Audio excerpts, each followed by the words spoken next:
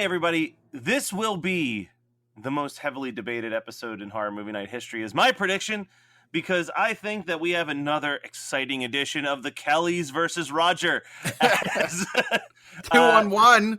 2-on-1. House of a Thousand Corpses. Is it good? Is it bad? Brian's firmly in good. I think Scott's firmly in bad. And I am nostalgia glasses in the middle. So let us begin the great battle. Wait. We have to do the thing where we just laugh like baby for the entire episode. She's basically just female Salacious P. Crumb. All right, so I have very little notes about this movie, mostly because I know this movie like the back of my hand. This was probably like the 150th time that I've watched this film. Wow. I have watched this movie so much. I saw this in theaters 3 times, Scott. Why? 3 times. You know, I knew that you had bad taste in movies, but that is just mind-boggling. There's only a handful of movies that I saw multiple times in theaters, and none of them are very good. Like, it was this. What's the word that you were looking for? It was like this, Napoleon Dynamite, Waterboy. Like, those were the multiple theater trips films in my life. And then, like, Star Wars Phantom Menace. That's the more egregious. Yeah, well, because that one, here's the thing. Here's my defense for Star Wars Phantom Menace. And say what you will, I think a lot of us went through this when Star Wars Phantom Menace came out, which was like, it couldn't have been as bad as I think it was. I must have missed something. Or you'd be like, no, it's great. The pod race is really cool. Like, I was 7? I was definitely in junior high. I was really trying to justify, because I'd never gotten to see a Star Wars movie in theaters. I was so excited to see a Star Wars movie in theaters, and then it wasn't that good, and I couldn't accept that a Star Wars movie wasn't good. So, like, I was like, no, I'm definitely missing something. I'm going to go see Star Wars again. That's going to be fun. Yeah. Now, here's the thing. I understand the whole Star Wars Christmas special was like an underground thing for a very long time until the internet was huge, but we owned the Ewok Adventure on VHS, so I don't understand how you went to the movies thinking there's not a bad Star Wars movie. Yeah. Well, because Battle of Endor was really good. Well, and that's the thing, Brian, is that the Ewok Adventure is like a fever dream to me. Like, I am obviously a very big original trilogy fan, and I think that we rented Ewok Adventure once. That's how bad it was for like young. I loved it. I loved it as a kid. I really did. My taste in shit as a kid was trash. Yeah. Hey, Brian. Anyway, here's Brian defending House of a Thousand Corpses. Yeah. Which ironically picked by Scott. No, I picked this specifically for this discussion. And I was like, okay, so Wizard Behind the Curtain, I had suggested we do. I picked this. And then I watched it and I was like, hey, guy, or I started watching it and I messaged you guys. I'm like, hey, this is a Halloween movie. Should I pause this viewing and we do all Rob Zombie October next year?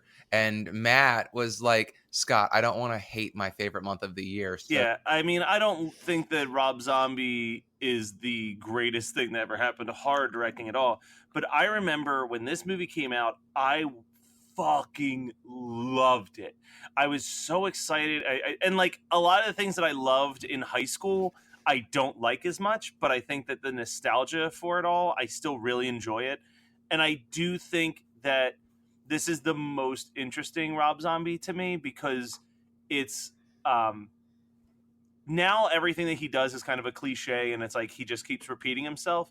But, like, I do appreciate that this was just a dude who had made a bunch of music videos trying to make a movie, and he basically just made a bunch of music videos that ended up being a movie. Exactly, and that's what I like love about it. That's what I really enjoy. It's not blown away, and like, you know, it's literally an easy filter that I just drag on Final Cut Pro. But like those like things where it's like the negative, you know what I mean, like the negative shots and things like that. Like it just like there's certain times in the movie where it's like, oh yeah, I'm watching the Dragula music video. You know what I mean? Like, oh yeah. You have to remember, for a long period of time, my 2 favorite music videos were More Human Than Human and Loser by Beck. And House of a Thousand Corpses is nothing but a 90-minute version of Loser by Beck and More Human Than Human. Yeah, so, pretty much. Yeah. So I will say that this movie kicks off.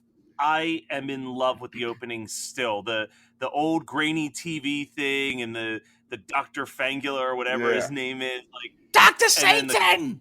and then the commercial for the chicken to introduce Captain Spaulding. Like, I love just the television opening, and then it flips off, and we go into this really insanely unnecessary sequence in which Captain Spaulding is talking to one of the kids from American Gothic. And he's talking about shoving a Dr. Zaius doll up an ass, and it's weird. It's a weird scene. It's a robbery gone wrong.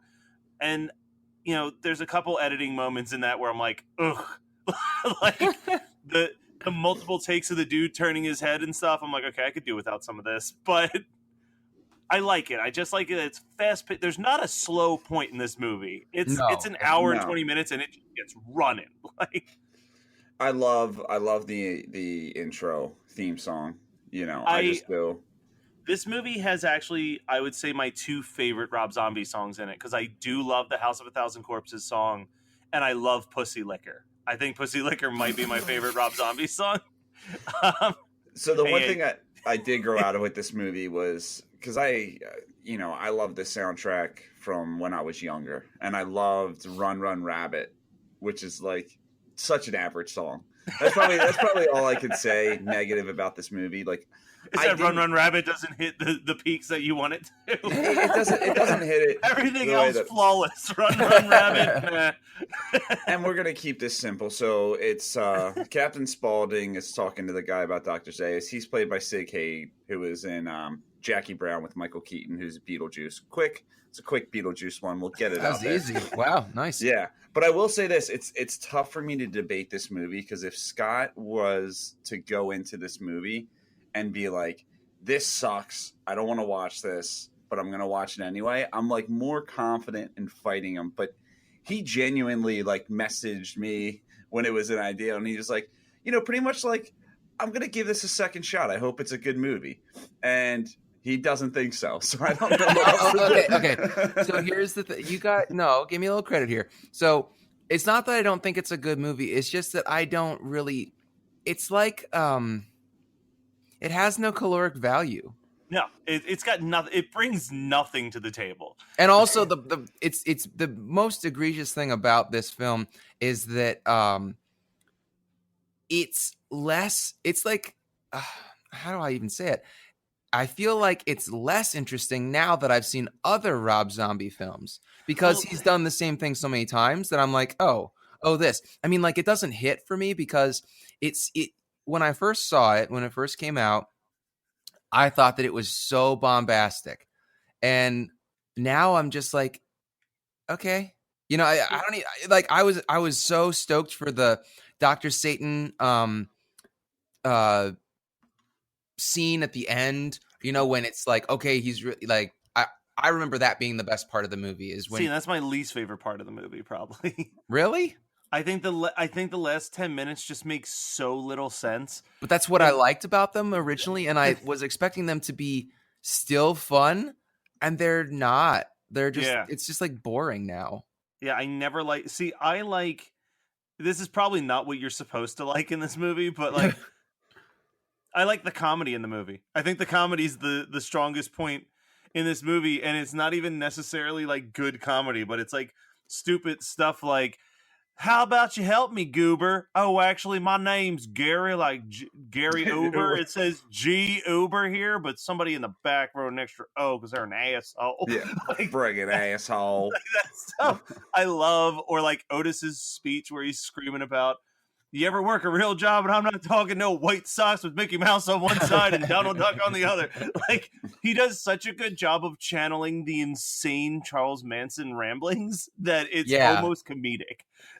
Yeah, well, okay, so here are a couple things that I want to say positive about the movie, just overall. Sherry Moon Zombie looks great. She was 33 here. Yeah.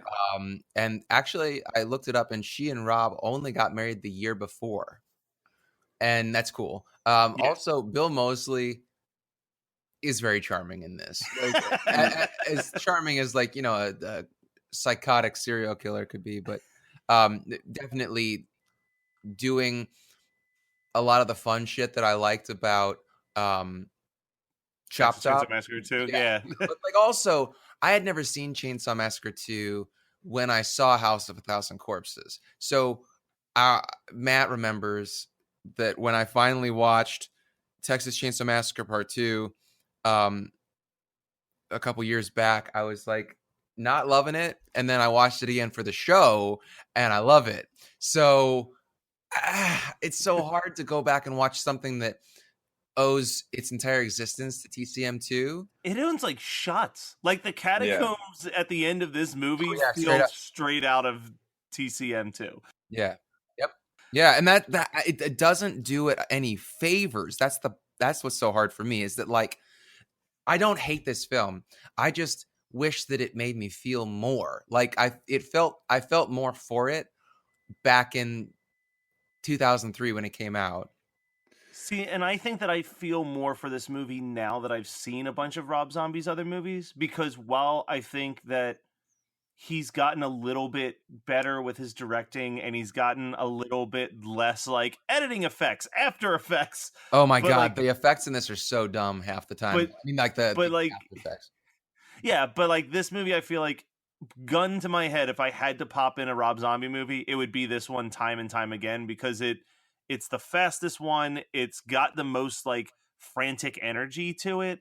And it does feel like, for better or for worse, it feels like a horror movie version of something like Clerks, where it's just like, there's nothing to lose. We're just going to throw everything on the screen. And if it's a success, it's a success. And if it's a failure, it's a failure. But we're just going to go for it. And I kind of am trying by that. I get it. But if we're talking about horror movies that are like Clerks, we just talked about one a couple weeks ago. Which one was that? Serial Insane Clown Killer. Oh, God. That's true. Yeah, I forgot. Oh, geez. So how? Because and here's the thing. Yeah, we recorded it, like, whatever. I just listened to that episode like 2 days ago. And, and you still forgot about it. I laughed at us and then just buried the thought of the movie. So I will say, as I'm talking about the comedy, what's ironic is that the two comedians that were casted in this movie have no funny lines whatsoever. Yeah. Chris Hardwick has possibly it's fat Chris Hardwick. This was drinking Chris Hardwick days, and he has this one line that I had to write down and then followed it with just "what" in all caps, where he goes, "How'd you like to find that in your pants?" when they're talking about Crocodile Boy, and I'm like, I don't understand what that means. Yeah. Do you think Chris Hardwick was confused about the horror in this movie? He's like, okay, so you have the women chained up in their bed, but I mean, where's the horror part? What is...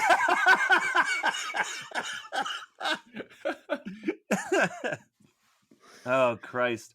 I will say, other thing that I love in this movie, and it shouldn't be a shock to anyone based on the types of movies that I like, Murder Ride, baby. Love the Murder Ride. I would love to do it. So I got so fucking angry at Jade yesterday because Chris, WNUF, Chris Lamartine, on Instagram, he posted, he was like, hey, I'm really excited I got to go to this place because it closed down forever next week. It's called the Gettysburg Dime Museum. Yeah, I saw that post fucking too. Elephant Man, and then I clicked the hashtag and it had like John Wayne Gacy, and I was looking at their things, and I was like, you realize this museum is a Brian Kelly wet dream, and we spent a week with your parents and we didn't go, and now we can never go. I was so upset. That's not her fault. We really didn't have any time. She knew it was there. She kept a secret. I think she was like more sake for like her parents approving me spending the rest of their life with their daughter. Like, you know what I mean? Like, oh yeah, Brian wants to go to the Gettysburg Dime Museum.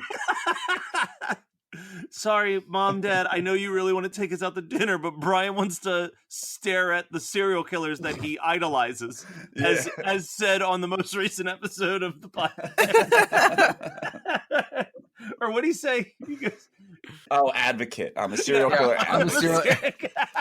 Dude, I am the king of just not understanding words. I just imagine you kicking in the door at like a trial. You're like, listen, as an advocate of serial killers, I must say this guy's pretty dope. Peace. Yeah. Well, the thing is, I hear you guys say these fancy words, and I don't know fancy words, and I try to fit in, and then I like try to backpedal, you know. So there's a scene they pick up Sherry. We're not even really. I mean, you guys have seen this. Anybody listening has seen this fucking movie. So they're driving. They blow a tire. They also pick up a hitchhiker. That hitchhiker Texas happens to Chainsaw be Massacre. yeah. The hitchhiker happens to be Sharon Moon Zombie. And there's a scene where she turns on the radio and she starts dancing. And based on how she's dancing and the music that's playing, I know without a doubt in my mind that she had no clue what music was going to be coming out of that radio when they filmed that scene. Yeah. She is just like, she looks like she's stoned like at a rave, and it's just like generic metal playing out of the radio. But why would there be generic metal when it's supposed to be 1978 or something like that? I mean, Queen got pretty heavy every once in a while. Oh my God. That's true. Stone Cold Crazy, that's all about serial killers. So then they get to the house, and the house is basically the house from Texas Chainsaw Massacre again. And, you know, it's an interesting scene, but then we meet Grandpa, and Grandpa's fucking great. Dude, and Grandpa's stand-up's great. Yeah, I was going to say, we get to Showtime, which has some of my other favorite parts. It's great because it's so not great, but Chris Hardwick can't keep his fucking composure watching him. I think if you had to ask me my favorite part in this whole movie, it's watching Chris Hardwick's over-the-top laughter to basically Grandpa doing like a parody of Blue comedy in the 60s, where it's just like screaming the most disgusting, offensive thing just to get a reaction. And then doing some Sam Kinison yells. Yeah. It was, dude, here's the thing, man. Like, I can't, it's one of those things where you guys are really good at bringing me down to reality and saying, like, a movie's not great. Fuck. But, like, it can't happen with it, like, two years ago. Not today. Yeah, not today, man. Like, 2 years ago on my birthday, I was alone. No one was around. Masturbating. And no, you've been to my old house. Like, I used to have a giant screen I was about to TV. say, like, you've seen me masturbate. You understand. It's one, yeah. It's two hands, but one's grabbing air, you know. But I like to pretend. But no, it's just like a big screen TV with this, not surround sound, but the sound bar was so heavy that it was like surround sound. And just sitting there, lights out, middle of the night, just blasting House of a Thousand Corpses was like fucking incredible. I just love this movie. Every time it's a ride. I get nervous now because everyone keeps telling me it's not that good. And like, if someone hasn't seen it, I sit them down and prep them for like the greatest horror movie they've ever seen. Like, that's how I feel about this movie. I really do. I love it. And I think it has to do with the age. You know what I mean? Like, I was 13 when this movie came out. Like, that was when I was really like falling in love with horror. And this was just like, wow, this is a decent horror movie. How old were you when this came out? 13. Okay, I thought you said 18. I'm like, that can't be true. I was in high school. No. Okay. 13. This movie follows like the year of The Ring and fucking that other movie that The Grudge and like the Resident Evil franchises being like Disney's Marvel, where they're like coming out every 6 months. So, dude, this was it. Like, this was my answer. I loved it. I love the DVD with the special features of just Tiny Fuck the Stump, 13-year-old me. That was hilarious. Did you ever see those, Scott? I have, but it's been so long, man. It's so dumb as an adult. Like, it's just them saying Tiny Fuck this Stump with just random things. Like, that's just the punchline for everything. Yeah, it's like the Aristocrats. Yeah. But my favorite one is that they do, because we used to watch just that segment at parties all the time. My favorite one is that it's like 3 minutes of them doing like knock knock, who's there, Tiny Fuck to Stump. And it's all knock knock jokes over and over again. But then they get to one and it's like knock knock, who's there, stump who, fuck me Tiny, please, why haven't you fucked me? It's so stupid. Yeah, and then like, I don't know, then there's some moments that I could cut, like Fish Boy. I don't need Fish Boy in my life. Fish Boy, come on. Fish Boy's good. I do love Rob Zombie's horrendous cover of Play That Funky Music, White Boy. He's done some good covers of 70s songs. This one is not one of them. No, I enjoy his live version though of We're an American Band. That's not a bad cover. I like his version of that. I like his version of I'm Your Boogeyman. You know what is a great cover is and it's not Rob Zombie. Who covers? Is it Red Hot Chili Peppers that covers Roller Coaster for Beavis and Roller Butthead? Coaster? Yeah. Oh, that's a great cover. Completely irrelevant to this episode. I'm gonna listen to that when we're done recording. My favorite part about that cover is when it appears in Beavis and Butthead Do America. Like, they walk into a casino and a band's playing it, but like it's just drawn to look like a regular Motown group performing it, so it doesn't match at all. Like, it's this grungy version of a Motown song. We can't dissect the faults of that movie. It's great, but I'm saying, like, the plot holes in that movie, we can't dissect those. I don't know if I've ever laughed at a cartoon as hard as the first 2 minutes of that movie, where Butthead just keeps looking at the space where the TV's gone, the dragging of the carpet, and then the broken window, and just keeps going, like he's really struggling to piece together what happened to the television.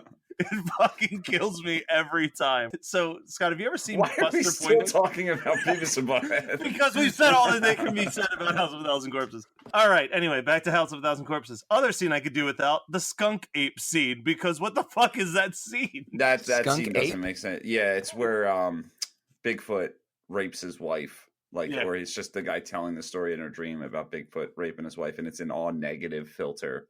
Oh, yeah. Yeah. Yeah, and then Dr. Satan bursts out of a grave, and it's Dr. weird. Satan! Dr. Satan! That's what everyone remembers from this movie. I remember it because I wrote a note to remind myself. I remember it because it was in the it was like how the trailer kicked off was that Dr. Satan scream. I'm down with that.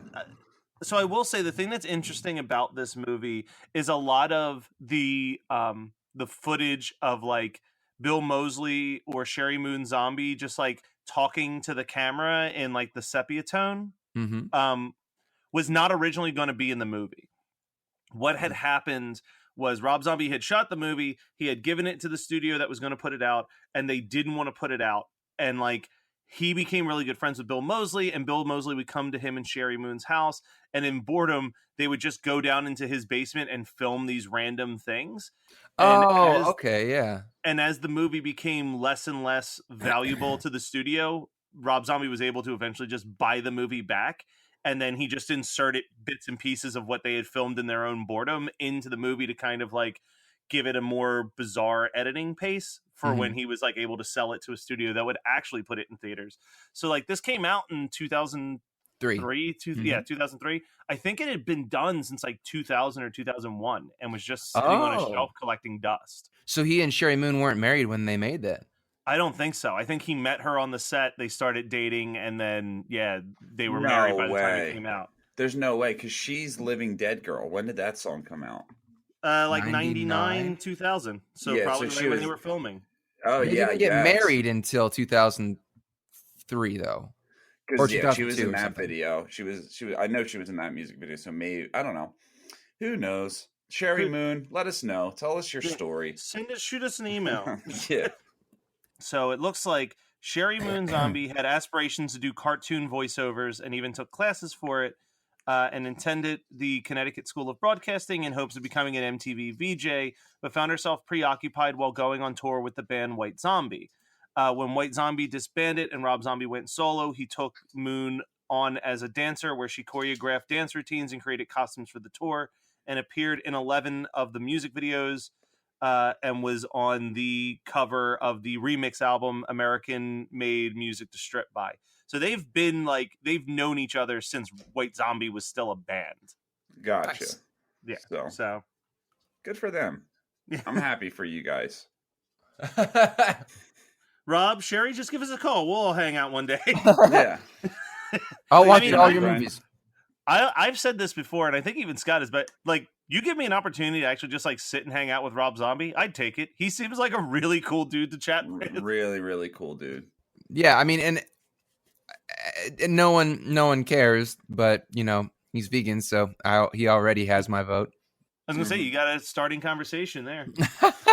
Yeah. Hey, so I've talked some shit about your movies, but I like your lifestyle. Yeah. I like the cut of your jib, buddy. Now we could just fix your movies. So we're talking a lot of shit on Rob Zombie's filmmaking, which But I we're mean, not really. I think that we're just being critical. Really. We're being critical. There is one thing that I thought was brilliant when I was 17, and at 33, I still think is brilliant.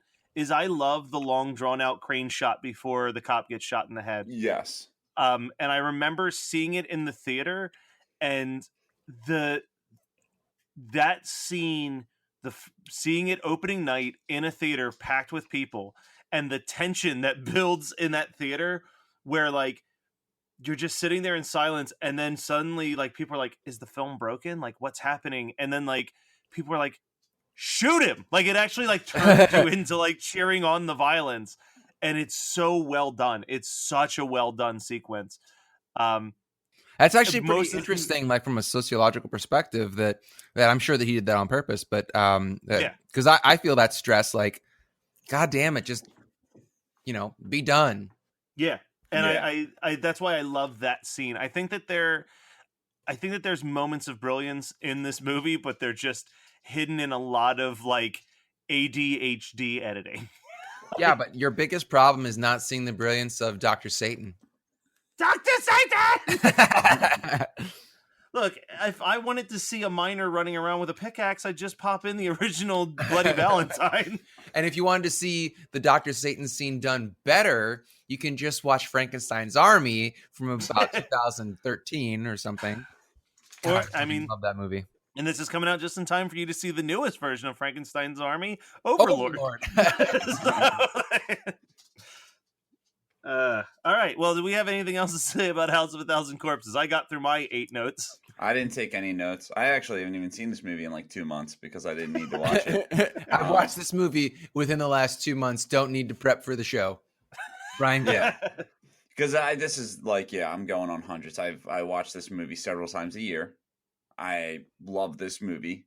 I think the only thing that could take away this movie from the later Rob Zombie movies is you don't realize when I first saw this movie, and this is my only quarrel with Rob Zombie, really, is this great like backwoods dialogue that you think you're watching in House of a Thousand Corpses. It's really all he's got in all of his.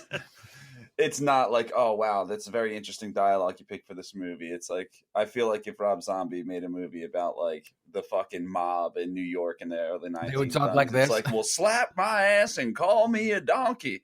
Let's go kill that other family. It's such a shame he didn't get to make that movie about the Flyers, in which all of the Flyers came from redneck families for unexplainable reasons. Holy Miss Molly, got myself a live one. The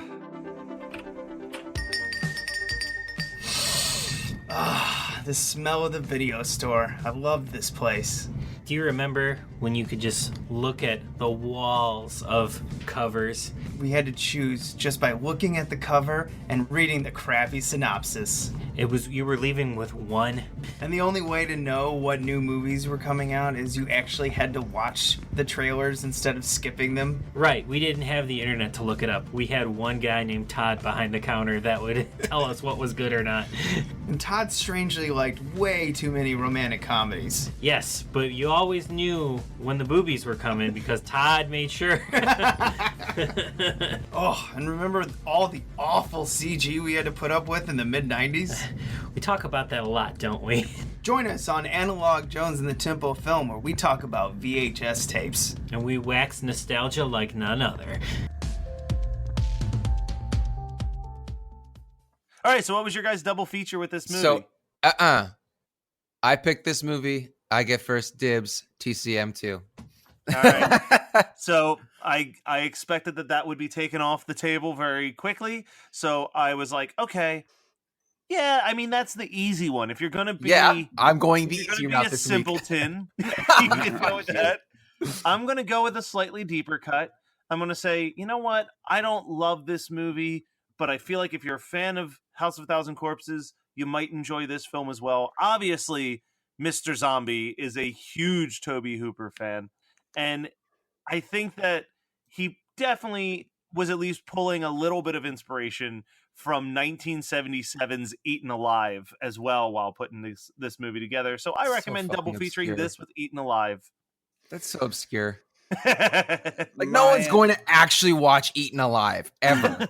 We've gotten emails asking for it, and I've watched it, and no, we're not. But so Matt, I know those emails came from you. I did not send those emails. I promise. They're still in the inbox if you don't believe me. They're certainly not from someone named Matt or someone named Matt using a fake name while sending an email from one of his multiple aliases. Are you not Matt Kelly at gmail.com? So my double feature is a movie called Devil's Rejects. No, I think with my double feature, I'm going to do, like I said, I love this movie because I love slasher movies. And slasher movies kind of started to die. And this movie really was like a great slasher movie in the midst of shitty slasher movies.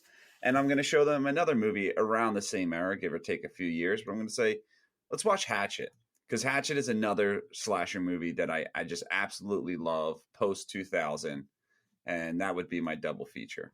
Just I never fun. remember with Scott. I know that I'm pro Hatchet, but I can't recall if Scott is or not. The first one's okay. Okay. When we had that plan to do.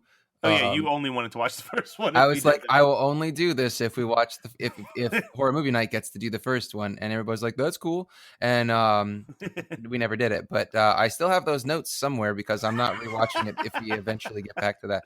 It's been like 4 years at least. That was like the it's not first been year 4 Horror Movie years. Night. No way. I think it was very early in Horror Movie Night. It was pre episode 50 for sure. I heard good things about Victor Crowley. I've never seen it. I really enjoyed the first one. I enjoyed the second one. I think the third one is like the voodoo, like nonsense, and that's the one I like. It's not terrible. Like it's not like awful. 3, and I couldn't tell you a fucking thing about what happens in 2 or 3. And I've watched them multiple times, and I just cannot for life of me remember. It's like the Candyman. The Candyman, and he's playing. Don't say it one more time. Oh, he's playing like the character from Princess and the Frog. I don't know. God, I love Princess and the Frog. All right, so that was House of a Thousand Corpses from 2003, as picked by Scott. I know that's a shocker, but it was picked by Scott.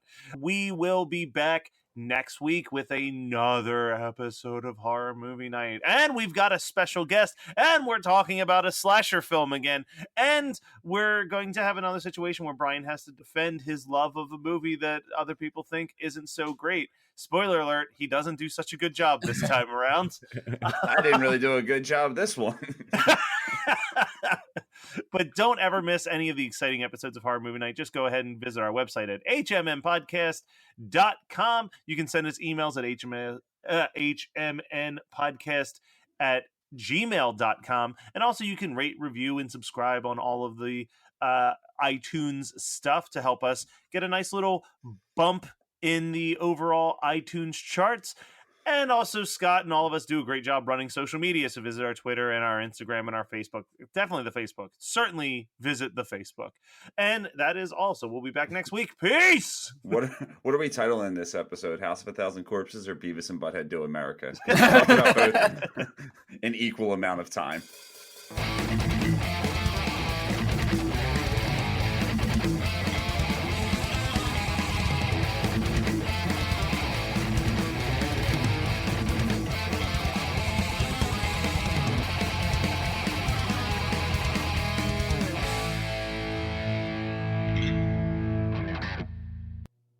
Let's give them something to talk about. Let's give them something to talk about. Let's give them something to talk about. How about love?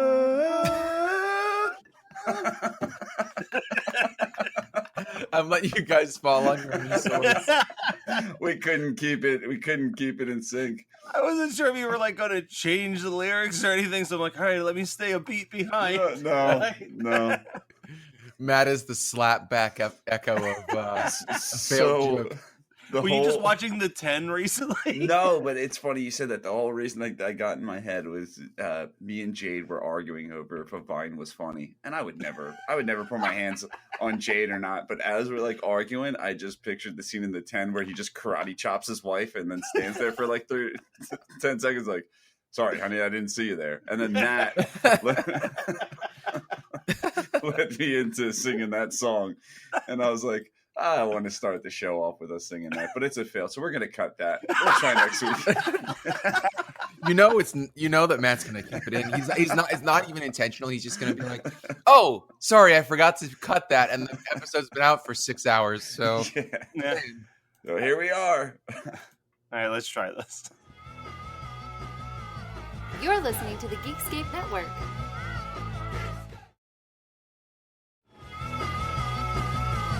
You're listening to the Geekscape Network.